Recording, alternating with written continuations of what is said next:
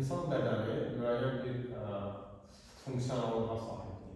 İstilənmə, soyuma, düzdür, sərtləşmə, yumuşalma və s. Real yoga vasitəsilə biz metabolitik döngünü sıxındırırıq. Ondan sonra isə bizim incə bədənimizdə yerləşən 3 böyük kilit, Brahma banda, Vishnu banda və Rudra banda, yəni 3 dənə böyük o mərkəzi kilidi açır. Ondan sonra isə Kundalini oyanışı başlayır.